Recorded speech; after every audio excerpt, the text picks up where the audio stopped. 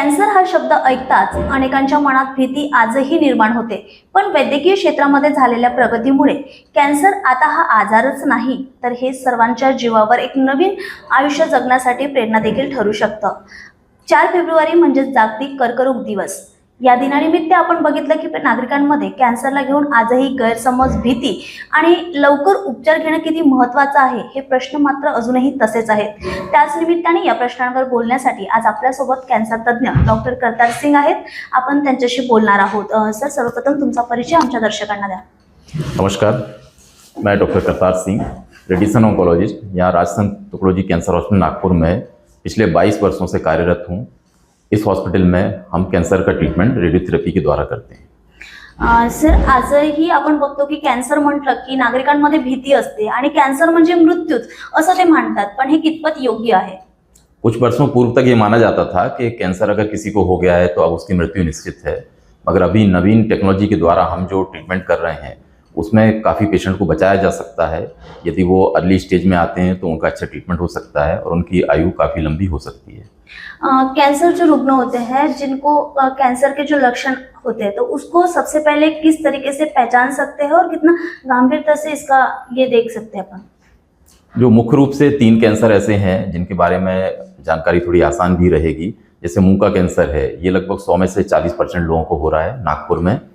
फिर दूसरा महिलाओं में कैंसर ब्रेस्ट है और महिलाओं में तीसरा जो है वो कैंसर सर्विक्स का है। तो ये 3 कैंसर मिलके लगभग 75% के आसपास एक क्वांटिटी बनाते हैं।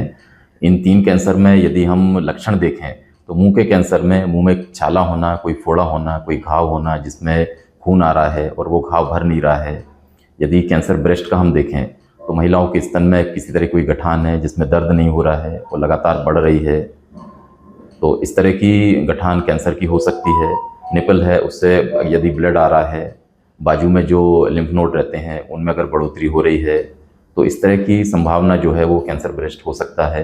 उसी तरह से जो सर्विक्स सर्वाइकल कैंसर है, बच्चेदानी का कैंसर है, उसमें अनियमित माहवारी जो है, इरेगुलर मेंसेस हैं, महीने के बीच में ब्लीडिंग वगैरह होना या एक बार माहवारी बंद हो गई उसके बाद दोबारा से कहीं ब्लीडिंग होना, तो ये बच्चेदानी के कैंसर के कुछ लक्षण हैं। सर, आता सध्याच्या काळामध्ये सर्वात जास्त कॅन्सर कुठल्या क्षेत्रामध्ये होतात आणि का बरं? यदि हम नागपुर और विदर्भ एरिया को लें तो सबसे ज़्यादा जो कैंसर हो रहा है वो युवकों में हो रहा है। 30 से 40 साल के जो युवक हैं जो बहुत ज़्यादा खर्रा गुटखा खा रहे हैं, तम्बाकू खा रहे हैं, उनमें ये बहुत ज़्यादा है। यदि हमारे हॉस्पिटल के आंकड़े देखें तो 100 में से लगभग 35 से 40% ये पुरुषों में होता है। महिलाओं में भी कुछ मात्रा में है, मगर जो डोमिनेंट जो है वो पुरुषों में ही है। 40% तक के पेशेंट हैं जिनका हम रेडिएशन, सर्जरी या कीमोथेरेपी से ट्रीटमेंट करते हैं। सर, अभी देखा जाता है तो गुटखा और ये जो व्यसन हम बोलते हैं कि जिसकी वजह से होता है, बट जो लोग कुछ व्यसन भी नहीं करते उन लोगों को भी अभी कैंसर देखा जाता है, तो उसके लिए क्या है? नहीं, जिन लोगों में गुटखा तंबाकू के प्रति कोई एडिक्शन नहीं है वैसे लोगों में भी जो कैंसर होता है उसके कारण जेनेटिक हो सकते हैं, इनहेरिटेड हो सकता है कि पुराने आनुवंशिक कारणों के द्वारा उनमें वो कैंसर हो रहा हो। वो एक संभावना रहती है जो जेनेटिक म्यूटेशन वगैरह के कारण वो कैंसर हमको दिखता है बाद में। अभी जो रुग्ण आहेत घरी कॅन्सरचे, त्यांच्या परिवारांनी कशी दक्षता घ्यायला पाहिजे आणि मानसिकदृष्ट्या त्या रुग्णासोबत कसं वावरायला पाहिजे? पहला तो ये है कि जो लोग खर्रा खा रहे हैं, गलत आदतें हैं, वो रोकें। इसमें परिवार का पूरा दायित्व है, उनकी रिस्पॉन्सिबिलिटी है कि अपने बच्चों को सही आदतें सिखाएं। मान लीजिए किसी कारण से परिवार के किसी व्यक्ति को कैंसर हो ही गया है तो समय पर है ना उसका डॉक्टरी इलाज करवाएं, जांच करवाएं। और जो आपके क्षेत्र में नागपुर में जैसे हमारा अस्पताल है राजसंत तुकडोजी कैंसर हॉस्पिटल पिछले 50 वर्षों से है, 1974 से, तो ऐसे किसी इंस्टीट्यूट में आके उसकी जांच करवाएं। समय पर यदि जांच होती है, अर्ली स्टेज में अगर वो कैंसर पता चलता है तो हम सर्जरी से उसे निकाल सकते हैं, रेडिएशन से भी उसे खत्म किया जा सकता है और कीमोथेरेपी ट्रीटमेंट के द्वारा उसमें पूर्णतः विजय पाई जा सकती है। सर, इतने सालों से आपका ये एक एक्सपीरियंस है, तो ऐसा कोई एक अनुभव जो आपके लिए खुद के लिए एक इम्पैक्टफुल हो, प्रेरणादायी हो?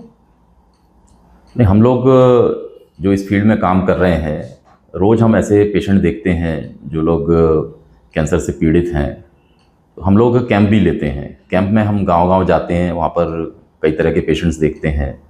तो हमारे कैंप की वजह से जो अर्ली स्टेज में जो डायग्नोसिस हो रही है, जल्दी से जिनका परीक्षण हो रहा है, और वैसे पेशेंट जब हमारे यहाँ आते हैं तो सर्जरी और रेडिएशन के द्वारा वो बिल्कुल ठीक हो जाते हैं। ऐसे कई पेशेंट हैं जिनका हम सर्वाइवल मीट करते हैं हॉस्पिटल में और कई बार न्यूज़पेपर में भी उसकी जानकारी दी जाती है।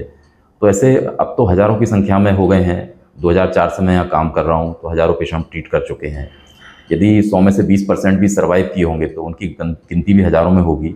तो हर तरह के जो कैंसर हैं, मुंह का कैंसर हो, ब्रेस्ट का हो, सर्विक्स का हो, ईसोफेगस हो या कोई और भी कैंसर, उसमें जो रेडिएशन देते हैं तो उसके जो रिज़ल्ट हैं बहुत अच्छे हैं। अर्ली स्टेज में तो 5 साल 5 ईयर सर्वाइवल, जिसे हमको क्योर भी बोलते हैं, वो भी देखने को मिलता है। सर, वर्ल्ड कैंसर डे है, इस पर जो रुग्ण हैं ऑलरेडी जो कैंसर से जूझ रहे हैं वो, और ऐसे आम नागरिक, इन लोगों को क्या मैसेज देना चाहेंगे?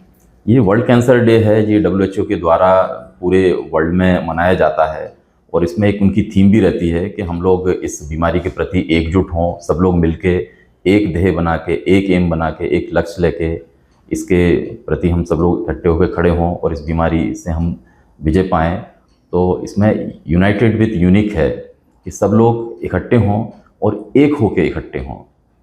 सब लोग एक मिलके हम इस बीमारी के प्रति अगर लड़ेंगे तो बिल्कुल विजय पाएंगे।